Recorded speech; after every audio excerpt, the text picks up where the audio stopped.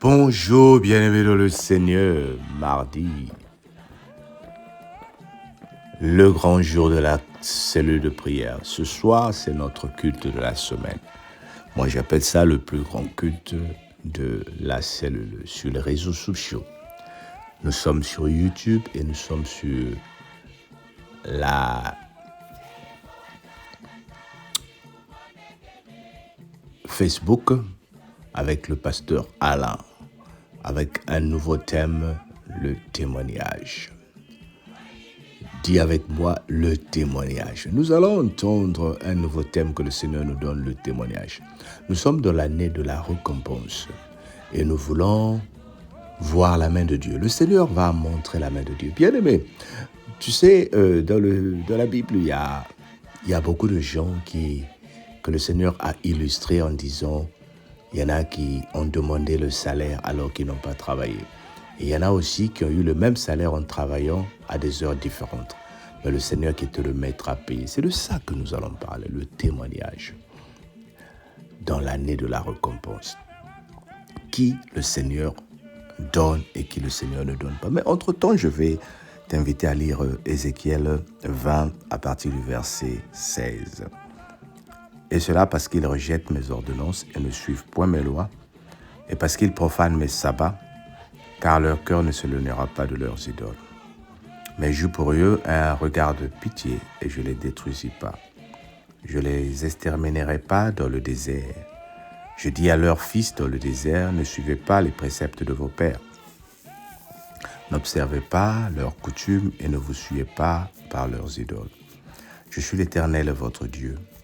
Suivez mes préceptes, observez mes ordonnances et mettez-les en pratique. Sacrifiez mes sabbats et qu'il soit entre moi et vous un signe auquel on connaisse que je suis l'Éternel, votre Dieu.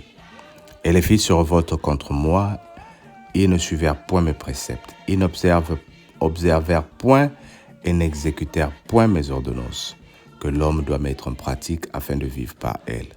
Et ils profanèrent mes sabbats.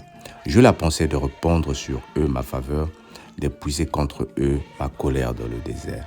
Néanmoins, j'ai retiré ma main et j'ai agi par égard pour mon fils, afin que ne fût point profané aux yeux des nations, en présence desquelles je les ai fait sortir d'Égypte. Dans le désert, je levai encore ma main vers eux pour les disperser parmi les nations et les répandre en divers. Parce qu'ils ils ne mirent pas en pratique mes ordonnances, parce qu'ils rejetèrent mes préceptes, profanèrent mes sabbats et tournèrent les yeux vers les idoles de leurs pères. Je leur donnais aussi des préceptes qui n'étaient pas bons et des ordonnances par lesquelles ils ne pouvaient vivre. Je les suivais par leur offrande quand ils faisaient passer par le feu tout leur premier-né.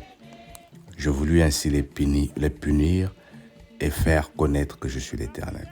C'est pourquoi parle à la maison d'Israël, fils de l'homme, et dis-leur, ainsi parle le Seigneur l'Éternel. Vos pères m'ont encore outragé en se montrant infidèles à mon égard.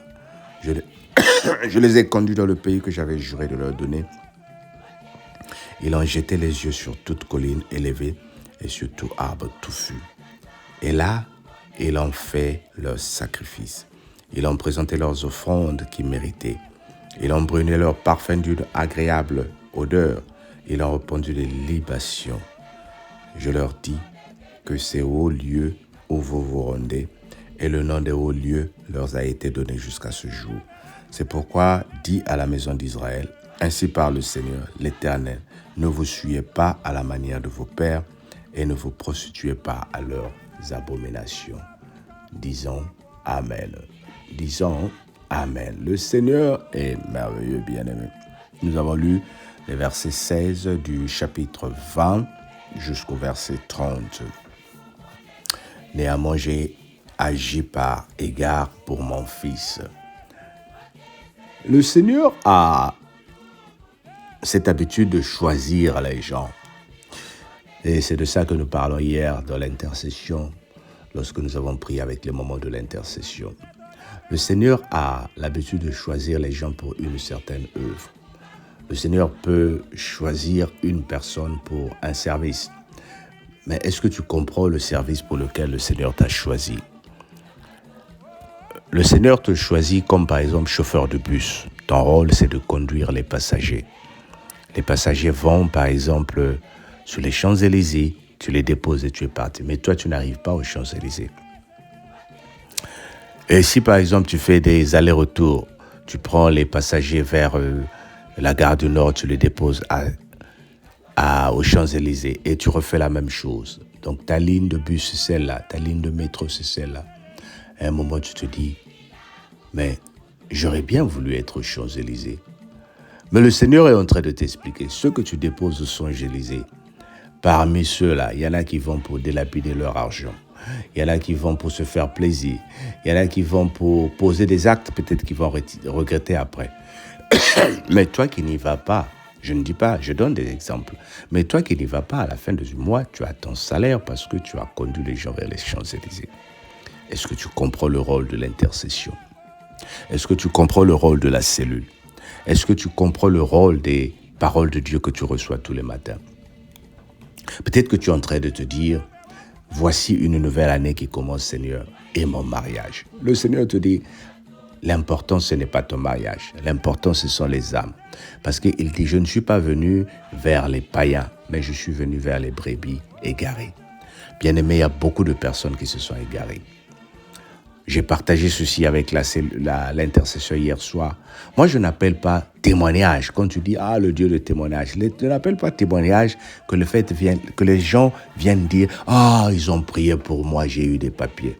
Tu vas regarder, la majorité des gens pour lesquels nous avons prié, quand ils ont eu des papiers, ils sont partis. Il y en a que nous avons prié, pour lesquels nous avons prié, qui étaient dans les pays bloqués dans certains pays, mais quand le Seigneur les amène à Paris, c'est la belle vie. Ils ont quitté la cellule. Je ne dis pas que c'est mauvais, mais est-ce que c'est ça le témoignage de Dieu? Quel est ce Dieu-là qui va dire, mais est-ce que mon rôle, c'est prier pour que les gens ont des papiers, que les gens ont des visas, et après ils disparaissent de la cellule? C'est ça ma gloire? C'est ça que vous appelez le Dieu de témoignage? Non, le Dieu de témoignage, c'est celui qui témoigne la gloire de Dieu. Notre rôle, c'est témoigner la gloire de Dieu. Moi, je ne me lasse pas de témoigner la gloire de Dieu. Il m'a donné comme mission de prêcher sa parole. Il t'a donné comme mission de partager sa parole. Il t'a donné comme mission de continuer à le glorifier. Mais Seigneur, mais pourquoi c'est les autres qui témoignent? Oui, mais les autres, ils témoignent après, ils s'en vont. Mais toi, tu témoignes la gloire de Dieu parce que tu es en vie. Tu témoignes la gloire de Dieu parce que tu es béni. Tu témoignes la gloire de Dieu parce qu'il t'aime. Tu témoignes la gloire de Dieu parce qu'il a ouvert les écluses du ciel pour toi. Notre bonheur se trouve dans la survie de la cellule. Lorsque nous voyons que depuis 2013 et aujourd'hui, jour pour jour, nous sommes en train d'avancer, nous disons qu'il y a la main de Dieu, 12 ans, pratiquement 12 ans depuis que cette cellule existe. Mais c'est la gloire de Dieu. Comme j'ai dit encore au moment de l'intercession, la Bible dit, ne combattez pas cette œuvre. Si elle est de Dieu, il n'y a rien que vous pouvez faire. Si elle n'est pas de Dieu, elle disparaîtra. Elle disparaîtra. Cette œuvre est de Dieu et Dieu t'a choisi à continuer à travailler pour lui. Bien-aimé, si tu comprends le rôle que tu joues dans l'église, dans ta cellule, ta vie sera une vie de surprise. Mais si tu ne comprends pas et que tu te focalises sur ta vie à toi, tu vas tourner en 2024, même sujet de prière. Donnez-moi les papiers, Seigneur, mes papiers, Seigneur, mon mariage, Seigneur, mon travail. En 2026, c'est le même sujet. En 2028, c'est le même sujet. Mais si tu commences à comprendre, Seigneur, je prie pour ta gloire dans ma vie. Je prie pour la survie de ton peuple. Je prie pour l'évangile. Je prie pour que le monde soit en paix. Je prie pour que les dirigeants dictateurs de ce monde commencent à penser aux opprimés. Tu verras la gloire de Dieu dans ta vie. Essaye cela. Dis avec moi Amen. Ce matin, nous voulons prier pour que le Seigneur se souvienne de les opprimés dans le monde entier. Les gens qui sont opprimés. Seigneur, nous prions pour les opprimés dans le monde entier. Sauve et protège-les. Change leur situation, Seigneur, dans le nom de Jésus. À midi, nous prions pour les dictateurs du monde, surtout en Afrique. Prions pour les dictateurs. prie pour eux. Seigneur, touche les cœurs des dictateurs, change leur vie dans le nom de Jésus. Le soir, prie pour que le Seigneur te donne la grâce de dire que je suis la gloire de Dieu et que le Seigneur te bénisse. On se dit à ce soir pour le direct. Kozangate, partage et donne à une personne la grâce de vivre la parole de Dieu. We love you. Bye bye.